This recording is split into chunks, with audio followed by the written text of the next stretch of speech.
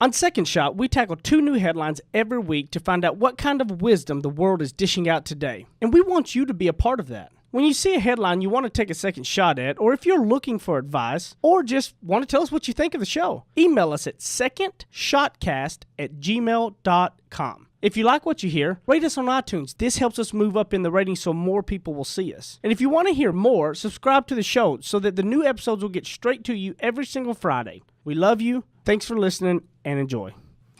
There's a lot of news in the world today. News that might surprise you, startle you, upset, or maybe impress. News that's not always for the faint of heart. That's why the man who failed his way to success, Heath Oakes, is stepping up. Tackling today's headlines with ignorance on fire in a way only a millennial mogul can. Take off your sport coat, grab a beer, and enjoy the conversation. This is Second Shot with your host, Heath Oakes. We may or may not have a lot of laughs on this episode here. Okay. I mean, this, because we already want to talk about the lighten up here in a minute, but then, the end of the third segment, some stuff we got coming up that's pretty funny. I mean, I'm not going to lie, like, this was good. And we'll get into it later, so you just hold on. Listen to the others first, right? Got my man Patrick Jackson back. Thanks for here, buddy. Yes, sir. Glad to be here. Let's make it happen. Zach and Matt on the mics. Yes, excited to be back in studio with the Action Jackson again. Of course, welcome back. Thanks for hanging out. Yeah. Welcome back, Carter, baby. So we didn't run you off the last time. You still thought, okay, I'll do another one. Yeah. Yeah, that's nice. It was just, had to cancel the Uber. Like, now I guess I'll stick around. It had some great water too. Love it. As long as you have, what do you got in that water? Oh man, we'll find out later on.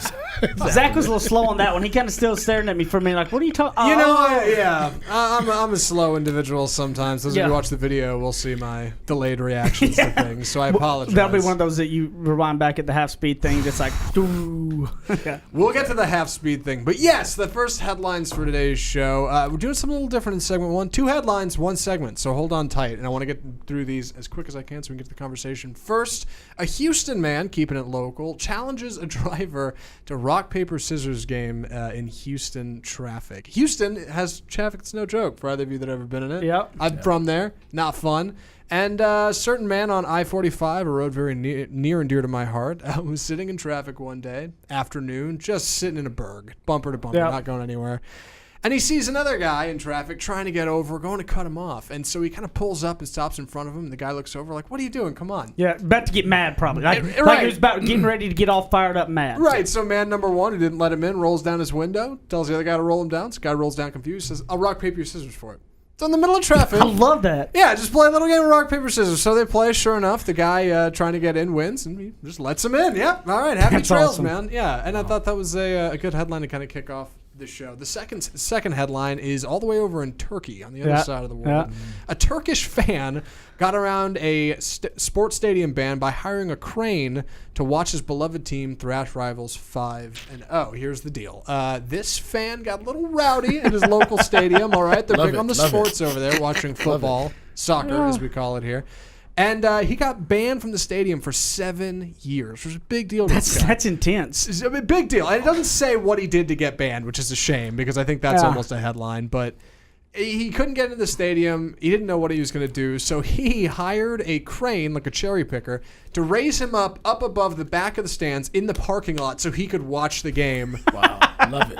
In a crane with the flag. Of course, he did it for the for a little while in a game before local police had him come down. But he was a big hit with the fans. A lot of people were into it. And, I had to respect it because the team ended up winning. And I can't say that was because of him, but I like to think maybe. So 2 headlines, both pretty fun. Heath, where are we going with this? What do you take? What do you think, Patrick? What kind of gets you? What's your thoughts on how something like these kind of stories can relate and help somebody else out? It's just the creativity and just the lighter side of just having fun. Yeah. Just doing, this right here, the crane situation kind of reminds me of what I would have done as a kid, trying to get into a game or doing something. Yeah. And, now I guess, things go viral so quick. But that's a great story. Yeah. Great story. The rock, paper, scissors, he gave another or a different or a better definition of hand signals when you're in traffic. Yeah, that's a better hand signal. Maybe that should go viral, right? Like instead of people flipping each other off, if they're getting there, go rock, paper, scissors. Exactly. Yeah. Exactly. So that's great. I mean, I would like to see that carry out to, okay, let's meet at Starbucks, or let's meet at a restaurant, and then we can finish this thing off. Yeah. Now, you know what's funny? Because I love the lighter side of it all, right? Like in today's world, everything is way too serious and mad and with a lot of people, and I've always liked to have fun. Everybody in my environments that I've been around, we usually all have fun, you know, but there always is that time to get serious and the time to have fun, but yet no matter how serious it is doesn't mean it's got to be a miserable time, right? You can still have fun. And when you talk about the creativity, you know, especially with salespeople, okay, so let's talk about salespeople and you know, I think it can relate in a lot of businesses. As you know, there is that line to walk of somebody being so creative. It's like I want people like, look, I want you to be creative, use those but then some people try to get so creative that they just don't do the basics to ever get there. You know what I mean? Right. Get out of the lane of, you still have to have a because they don't want to do that basic work. Right. They just want to be creative. Be creative, and you really just throwing stuff on the wall, and you're really never finding your lane of, okay, that stuff right there works. Yes. You know, just keep throwing things on the wall, but you're not picking out what really works and honing in on it. Yeah. You know, putting the magnifying glass on the ant and making it happen. Yes. You know. Yeah. So I agree. But that is, I mean, but you also, it's so hard on figuring out that line of going off too creative versus actually just kind of doing the basics. But I like being around that. Those creative people that can follow a system but be creative, constantly thinking about things in a different light. I mean, all of the great things that solved a lot of problems were people that thought there's got to be a better way, and they looked for it and got creative around it. Right. And you know, I think that there's definitely places and people that my creativity gets more creative. Like I feel like I really get around, you know, and I think that's where you got to know wherever those environments you are, how can you be creative or not? Right, and also you look for ways to be creative in a situation that could be tense or tight. Yes. You know, and I think with the traffic situations, he looked for a way to let me lighten this up. Let's have fun. It's about to go left. Yeah, let real me make fast. it go right. And I think the rock paper scissors game was a great way to make things go right. Yeah, you know? I'd have loved it. Yeah, that would have made my day if that would have happened in traffic. Yeah. You know, it's tough, man. Houston, that guy could have gotten a fist fight. Well, sitting in Texas, baby, it's gonna be a gunfight. You know, in Texas you gotta be careful. That's a good point. You don't. Yeah, I mean, this is real life. You know, but yeah. I think of more so because traffic is one of the worst situations to be in. Sure. Yeah. Like if there's anything that want to make you the worst, there is then you just do it. I got to do get a mobile office and a driver so you can sit back there and not got to worry about it, right? That's working. Nice. Have you seen my mobile office? No, I haven't. Oh, I got to show you my mobile I office. need to see it. I need to see it it. is a sight. You'd like it. I love it. Yeah, it's pretty sharp. It.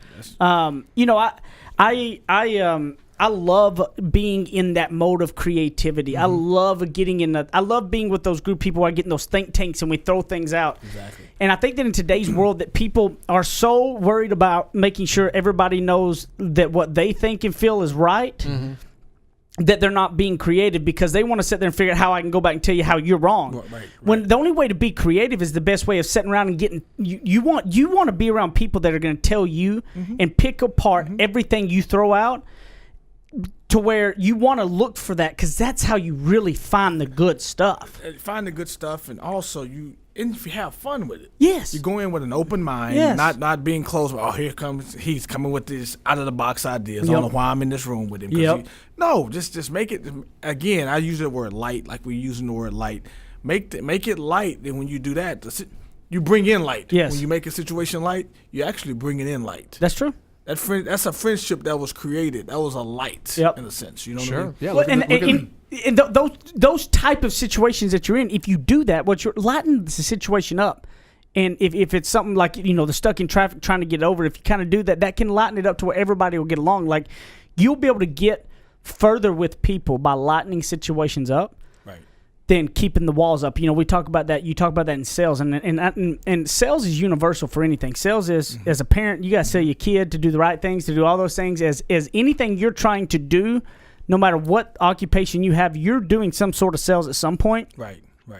when people talk about getting walls down, walls up is tense situations. Do something to lighten it up to draw the wall down. Crack a joke or get something out of it. Yes. Sure. Rent a crane. Just go right over. Rent a crane. Watch your roll down your window like you're about to do something bad and rock, paper, scissors. And I love that story so much because, like, you talk about bringing in light. Even the cops arresting that guy were laughing. Like, even they were having fun with it. I mean, it's just a good time. Everybody's better for it. But can you imagine? I know if this was happened in Dallas with Jerry Jones, the Cowboys, they would have found a way to let's get this guy some tickets. Yes. Let's make him get with the rowdy with the Cowboy. Sure. Yes. Let's do something to make this big. Make this big.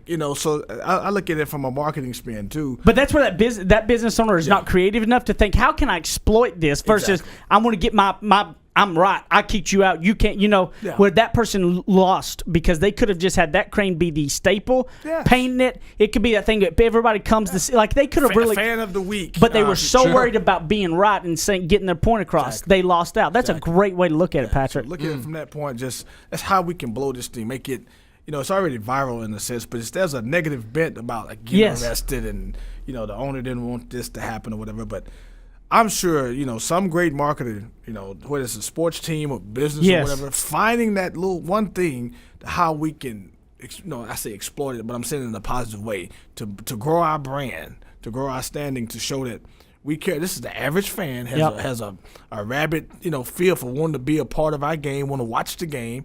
I can't turn that guy away. Exactly. Hey, look, and if he was doing something bad in your stadium, he ain't going to do that anymore. He's in the crane. Let him go. Exactly. Right? Exactly. What's the worst he's going to do up there? Yeah, it's fine. And I would challenge you that if the only way you're going to get the creative solutions to be there is when you're around people that can poke holes in your ideas. So you need to welcome that. You need to welcome the people that will force you to be uncomfortable with seeing things differently, will be the ones that help you have creative stuff. Right. Your idea will never be great, but if you bring your idea in front of other solid people that can add a couple things, it can make something great with everybody's minds. And I think you need to remember that and lighten up and have some dadgum fun. If you're stuck in traffic today, go play rock, paper, scissors with somebody, please, okay? We'll be back in a minute with the second segment of Second Shot.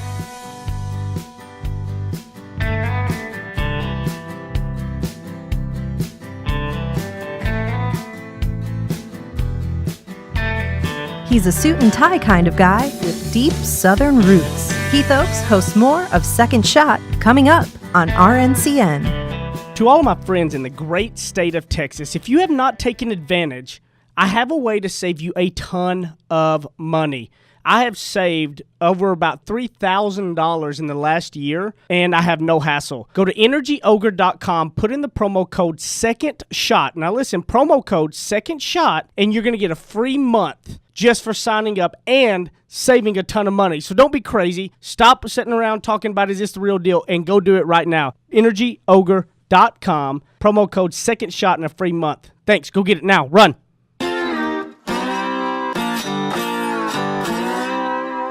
Ready? Aim. Fire. Second Shot is back for another round on RNCN.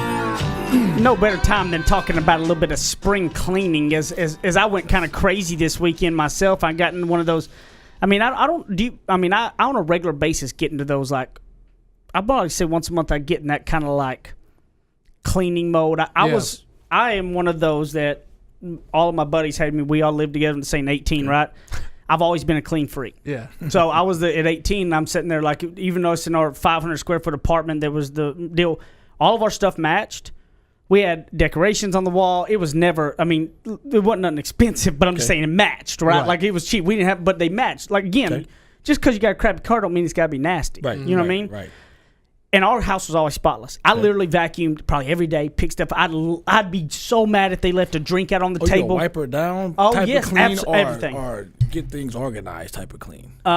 Wiping down more so. Okay. I'm an organized. I struggle with the wipe down. I struggle with the organized. Okay. Yeah. What are you?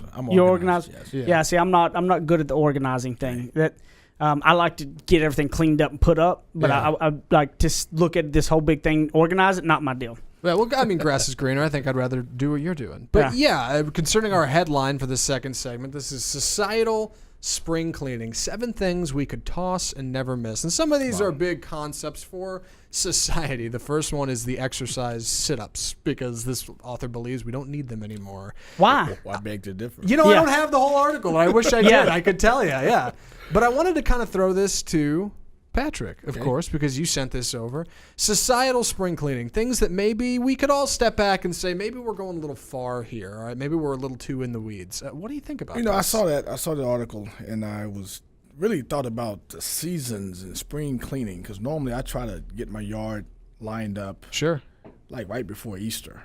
Okay. And Easter came very early this year. I felt like it was fast. And then here in Texas also. Well, it was still winter. Yeah, so that's it what I'm couldn't saying. do it, yeah. Right. Seasonal, Texas season is really hot and cold, something like that. Yeah, you get 4 days of fall. Exactly. So for me personally, I didn't have a definitive time to start doing my cleaning in the yard. Yeah.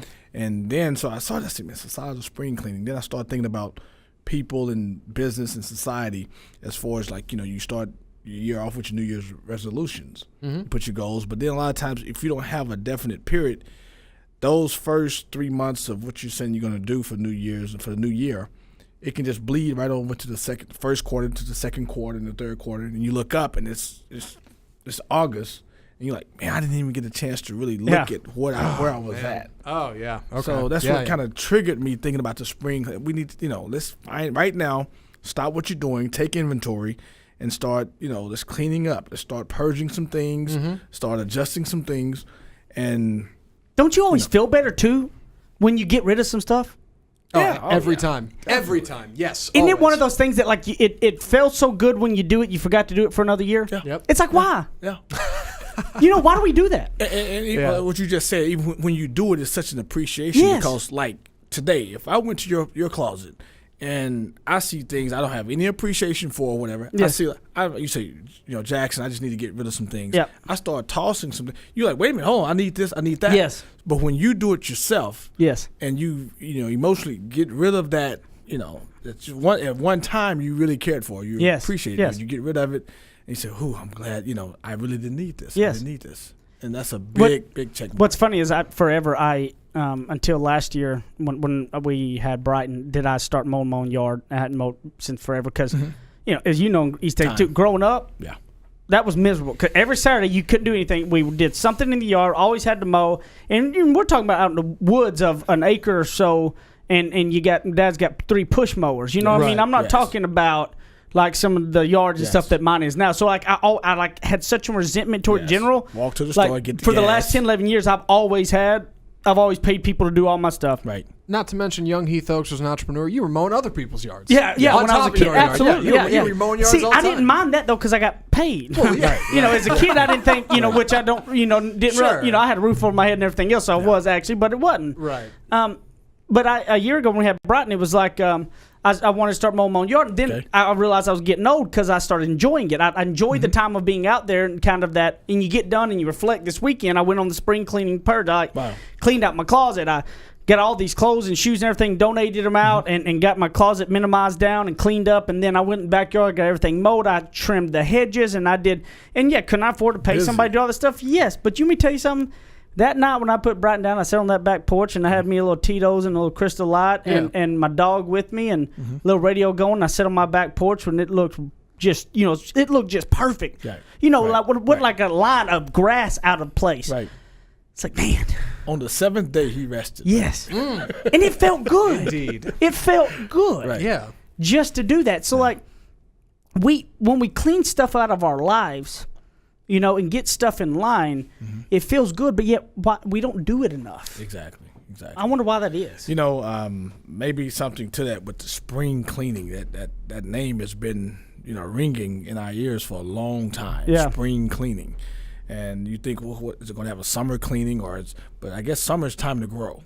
Yeah, I like that. I like that. Start and clean it all up, get it out. Get it all out and purge it and get it clear so you can have some new growth. I try to be like a clean freak, and I struggle because my girlfriend, who I'm crazy about, is not so much that way. And so spring cleaning for me is like opportunity. I'm like, all right, Now's the time. Yeah, spring cleaning, it's a thing. We're cleaning everything out. It's going to be fantastic. Right. But man, I can so get behind. I used to be overboard. I was the struggle. I was an overboard. I was the most. I look back now on all my buddies, Mikey and Brandon and all them that we all lived together and stuff. And Ty and Nick. I go, how did y'all put up with me? I was literally OCD. Yes. Wow. If the shoes were by the, I sound like my mom growing up. I mean, at 18 years old. I mean, but I will say this: the girls that came over when we were 18, 19. Oh yeah. They were so impressed because they weren't no guy's place they went to that was like ours. Right. That was clean. Well, that's the thing. I'm sure the guys were thankful for it. Yeah. It's a hassle, but at the same time. Yeah, but they had to listen to me gripe about it all the time, and I griped a lot about it probably. And then when my wife was married to me, all of my buddy stuff, you better watch out. Hey, leave a bowl in the sink. Let's see what he does. This will be funny. I'm not that bad anymore. No. Having an 11-month-old solves that issue. It'll break it real fast because you mentioned before in the show you're the VP of doing the dishes. Yes. Yeah. I don't bother that. That stuff doesn't bother me. Like there's something about getting stuff cleaned up and then looking at what you've accomplished and it feeling good, you know? And I think when we look at the stuff, we've got a lot of stuff you can probably purge in your life that you really don't need you're distracted. I mean, I'm going to tell you what I've had to do, and I've done it at times. I've never been a big video game person. Yeah. Okay? I've never been massive at it. I like, as a kid, and I bought myself a PlayStation, or I got one for Chris, something like that, I think, one of those old ones. And I would play some Madden or something, but I never it was. What about Donkey Kong, Pac-Man? Oh yeah. Okay. Oh yeah, I did all that. Yeah. Because the regular Excitebike. Exactly. You know, but the thing was I was only going to play video games if it was like late at night or something. Like because at daybreak I was out in the yard. I was gone. Right. Yeah. So I never really was that hardcore. I was never the guy who sat all day playing video games. Right. And then in my adult life, I never really was either. But then I went through these like two little stages of my buddy Ty played Madden, played Call of Duty all the time. And then next thing you know, I started getting back. And when I started playing, I started liking it. Next thing you know, I was playing it all the time. Yeah. Right. And I realized one day, I go, man, it's 11 o'clock now. I got to go do the other stuff I got to do for work before I go to bed because I done got caught up on this, right? Game. Right. And I realized that, and what I did, I pulled the PlayStation out and I gave it away the next day. Just that quick. I had to because I realized distraction. It was such a distraction for me that I was not going to be able to control myself from saying no if I knew it was sitting there. So I just gave the thing away. Yeah. Smart. I'm like that too. I can just really cut something off when I start realizing that I'm paying too much attention to it. It's getting kind of involved into more to what I really want it to be. Yes. So I just cut it off. Well, don't you think too? That's the thing is because when your emotional glands are going and you're picking things up, whenever you're calmed down, that's when you got to make the rational decisions to remove those things before. Because I got in that habit, right? It was my wife went to bed at 6:37.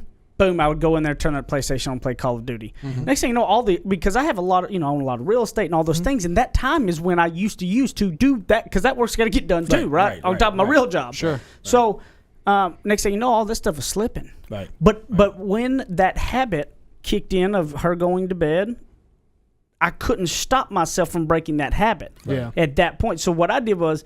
It was the next day, and I knew I needed to do it, so I did it the next morning. When I wasn't emotional tied to it, I got rid of it. So then that night, there was no choice. The habit was gone. It was out of the house. I could not go bring it out. Right. Well, that's the thing too. Talking about cleaning is the clutter. Because a lot of time when it's like you mentioned, the closet, and I'm big on this. I have a saying. I say I want another suit, or I want some jeans, or a shirt. But it's so crowded in my closet. I'm like, okay, now. And I always kind of put a biblical spin on it. That's okay. How can God bless you? You're hoarding so much stuff. Yes.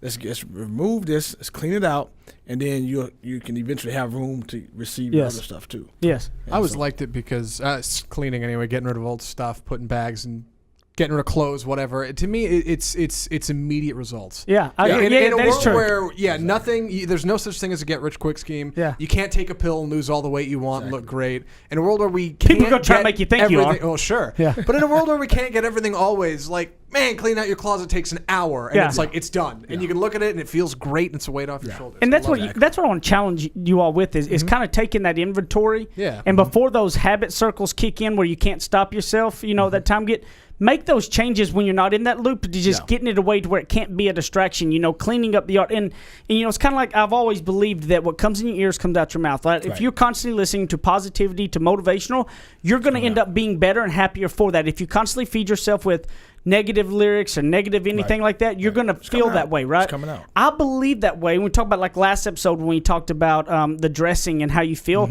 like no matter if your car's crappy, you can still clean it up and keep it in order. No matter if you don't have a lot of clothes, keep it in order. Because I believe that how you're, every morning I wake up, the first thing I do is make the bed. Okay. I make the bed every day. Yeah. I accomplish something every day. Right. And it is in line. It looks good. And now I'm not like meticulous, like making sure it's all tight. I just make it. Okay.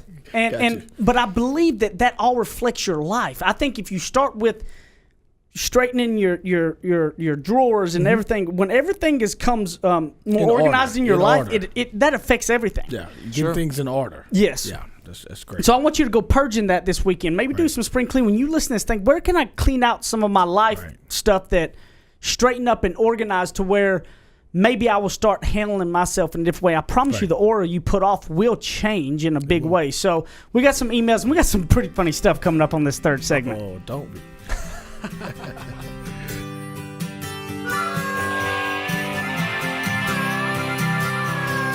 Now that's what I call ignorance on fire. More of Second Shot with Keith Oakes still to come. You guys have been listening to Second Shot and hearing us talk about it. You need to go pick up my book, Ignorance on Fire, A Journey of Failing Your Way to Success. You can get it on Amazon in a paper book. You can also hear this beautiful voice of mine in audiobook style on Audible or anywhere you're going to get your audiobooks. Guys, this book took a lot of time to put into it, and I believe it can really be some life-changing stuff to help you on your path to success. And hopefully you're going to fail your way to success just like I did. Ignorance on Fire, A Journey of Failing Your Way to Success. Amazon.com, Audible.com, audiobooks, paper books, everything. Get it, share it with your people, and I appreciate it. Thank you, guys. Go pick it up today. Kick off your boots or suit up. The choice is yours. Welcome back to Second Shot on RNCN.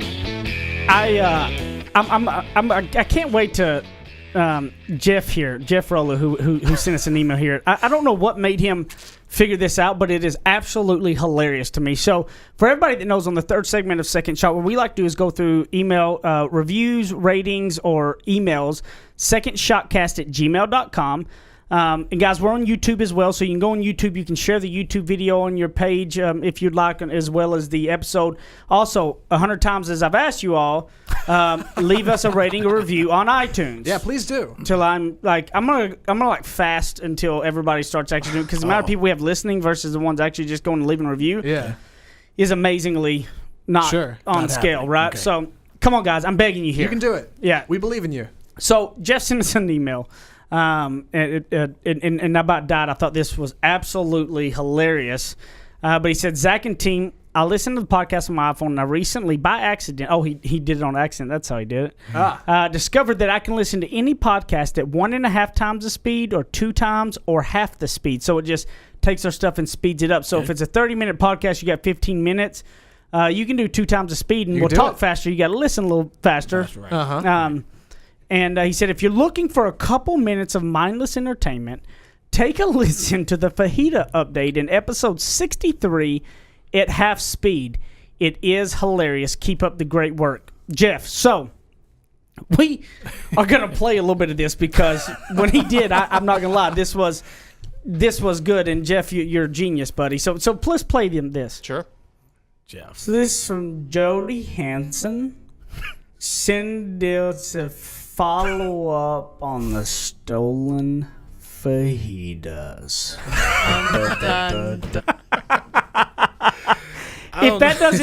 If we weren't in this studio where there was cameras proving me talking there, you would think that I was out back using some substances to make that. I was just about to say the studio has just legalized marijuana. Yeah, because that was fajita. Fajita. Puffing on a left-handed cigarette. Yeah. That is truly hilarious. I'm not gonna lie. That was fa. But you know what? That's really 2 weeks in East Texas. That's so true. I love it. There's more to it. That whole clip's about 2.5 minutes once you extend it out. It's in segment 3, episode 63. Go back and check it out. It's it played on half speed. Sure. Yep. And Jenny was on that show too, so you got a little bit of half speed of her. It's great. Yeah, it's pretty hilarious, I must say. Next up, we got an email from our friend Jody Hansen. She replied back. She asked a question about faith a couple weeks back. Okay.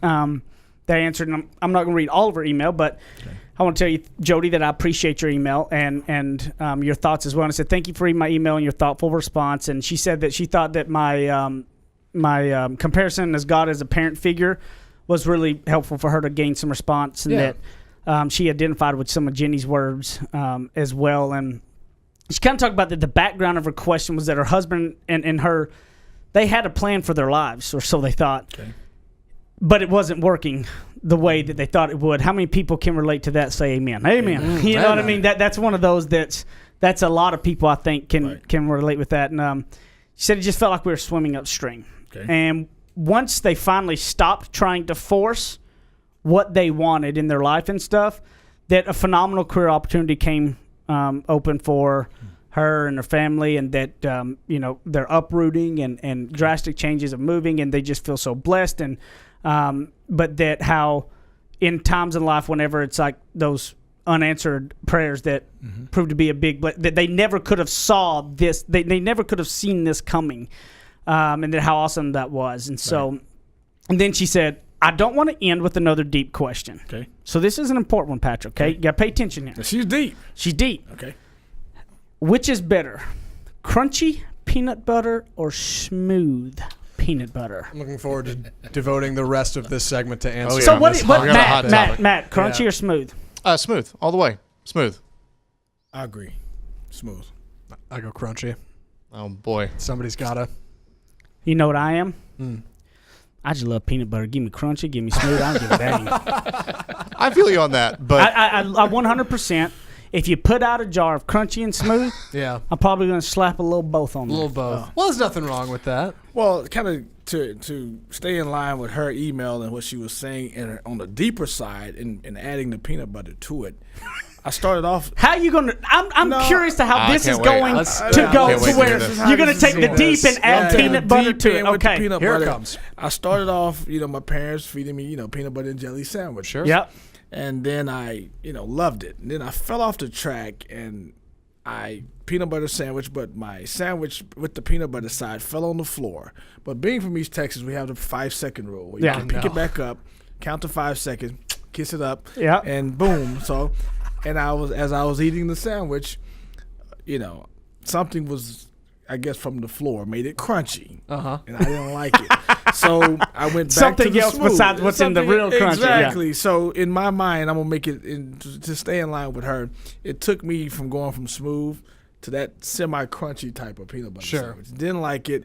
Now I get back on the track and started going back to smooth peanut butter. I like both. I'm literally but I can tell you what, if I dropped mine on the floor and had some real different kind of crunchy stuff coming into it, I get how that would probably be a problem. Yeah, I think we need to have some kind of middle ground here, because we don't. And I think the best example to draw on here is grocery store orange juice. You got no pulp, you got all pulp, and then you got medium right in the middle. Wow. That's what we need for peanut butter. You know how do you make a medium crunchy peanut butter? I don't know how do you know what I am on orange juice? What's that? You know what I became? My wife makes fun of me about this, because I'm really one of those that I'm not really.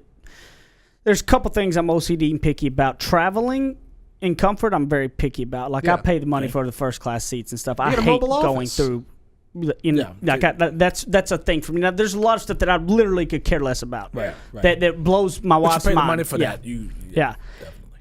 I love just true, legit, fresh squeeze orange juice. I'm not the Minute Maid, none of that crap. I'm talking about you go to the Whole Foods or you go to the Kroger and you get the stuff in the jug they had that they literally took oranges, put it on there, and squeezed it Right out down. of the orange. I cannot even drink regular orange juice anymore because I will go to Whole Foods and spend $30 on orange juice. Yeah, you will. Because I will absolutely. Yeah, you'll spend a lot of money on and that I will orange juice. continue to do so because there's nothing better than that orange juice. Original House of Pancakes. Yeah. Had the same orange juice too. Yeah. Oh, I love it. Yeah. The fresh squeezed stuff. What's funny is on orange juice, I'm the same way. I can do pulp or no pulp. I could care less. Yeah. Right. Yeah, I gotta have think some I'm in the peanut same butter. boat. I like crunchy because my dad liked crunchy and his dad liked crunchy, and it's a kind of a family thing. But honestly, Crunchy clearly, peanut butter is kind of smooth good. is That, the is, winner. that, is that the legacy your Family family passes heritage. down? It's the best I got, Crunchy all right? peanut Listen, butter. This is as far as we've come. The Yeah. Lewis clan, here we are. Second shot, episode 66. But Smooth is undoubtedly the winner. Smooth is Yeah. more popular. They have Yeah. more Smooth at the store. Like Smooth is, I mean, that's the way it is, and that's okay. Smooth's pretty great. So Jody, thank you for your email. That was pretty. That was awesome. But that was a good one to think about. Smooth. Yeah, this is, I'm a little crunchy. Throw a little spice into it. You know what I mean? Sure. Maybe a little bit of both. Change it up. Look, Nothing wrong with that. I'm diverse. I can go with anything. Yeah. Well, I'm gonna try crunchy next time. All right, there you go. That's The good. real crunchy. The real, yeah, not the dirt crunchy. Super crunchy. So Zach, you also you said you had a question. Yeah, I did. I was at a Chinese restaurant the other I love day. some Chinese food. You like Chinese food? I- Patrick? Love it.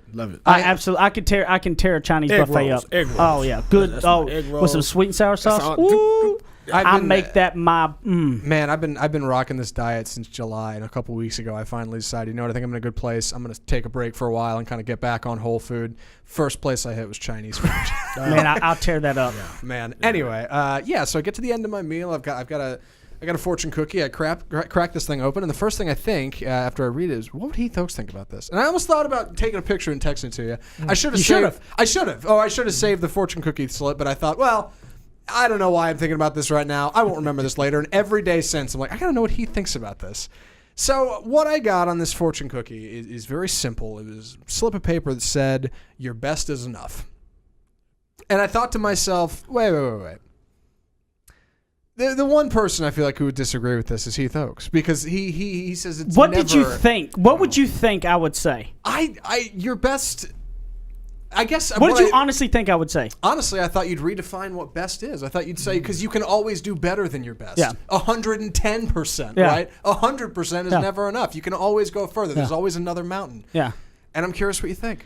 I don't, see that's that stuff that people can take out of context, because what is the best is the best you. It's the best. I do believe. I believe that. I agree with that statement 100%. You do. Yes. Yeah. I don't. I'm not. You thought I was going to go down. Like, oh no, you got to do more. Yeah.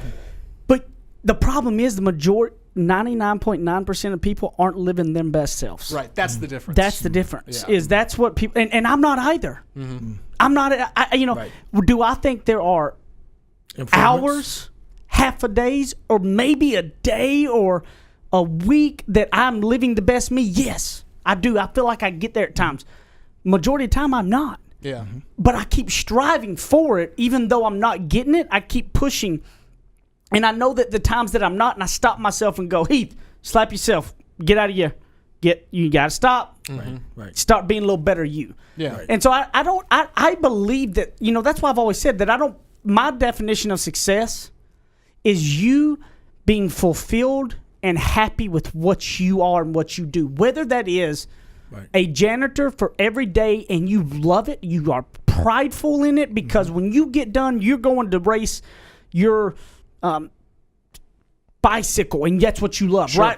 I don't care, but if you're fulfilled and happy, that's what success is. It's not monetary, it's not money, it's not any of that. It's success is fulfilling the best you, in my opinion. It also makes me think about my parents. It makes me think about people that is constantly on, constantly working. Yeah. Think about single moms, or Yes. just moms, period. Having a child, I cannot imagine being a single parent. Right. I have more respect for them than anything. And doing the multitasking, doing all of these things. And when you heard you mention it, the best is Your best is enough. your best is enough. Yeah. That made me think of, it's a current statement, like it's an encouraging Yeah. word to someone to say, I've been watching you. Yes. I've been watching how That's you're true. working and struggling, or seem like you're just giving this all that you can while you can. And I'm here to encourage you and say your best is enough. Mm-hmm. That's kind of talking about Jody's email when she said they were trying to force things, and when they laid back and just said, you know, we're going to be us, and then things came to them. That's being the best you. Right. And you read it in a fortune cookie, but if someone came to you, your boss or your wife or something, and just walked up to you and said, you know what, Zach, your best is enough. Patrick, your best is enough. How fulfilling can that be? Oh my goodness. That would be incredible. Exactly. Yeah. Exactly. Yeah. So I think that but don't. What I would say is, don't kid yourself if you're not being the best you, and trying to act like make yourself believe you are. Right. And that's what that was me. That was the context I took this at. I looked at that and was like, what's that supposed to mean? Yeah, like what? I should just stop here because clearly I've made it. Like, no, that's not what that is. So You need to strive. You always. You need to strive for the best you. And whatever that may be. And there's you can always be helping and becoming better with you, but you just don't lie to yourself and act like you are, but you're not. You know. So and it's just gonna come back around too. Just look at that statement a year from now. Yeah. And you realize that as you grow. You realize that statement a year ago. If you're doing your best, giving it all you have, it fit that time. Mm-hmm. And then now, a year later, you can even ask the question, am I giving my best? Yeah. And if it's so, that statement still fits. It's kind of like what John Parsons said on a couple episodes back when he looked in the mirror and he said, if I was writing my paycheck to myself, I'd fire me. Yeah. Right. And he made a change. Right. Is the best you with it, right? Right. Patrick, appreciate you having on again, man. Yes. We're going to have you on in the future, too. I'm going to sell you on coming back on a regular basis because I love having you on. I'm ready to buy. Yeah. So where can everybody find you at? You can find me at The Action Online on any social media platform, Facebook, Twitter. It's at The Action Online, THE Action Online. Or you can find me on my blog at IamActionJackson.com. Zach? You can find me at Apple Zackintosh on Twitter. That's me. Heath? At Ignorance on Fire at Heath Oaks. Send us an email, secondshotcast@gmail.com. And you know what? Remember that fortune that your best version of you is enough, and just keep striving for that. We love you, and I'll see you next time on Second Shot.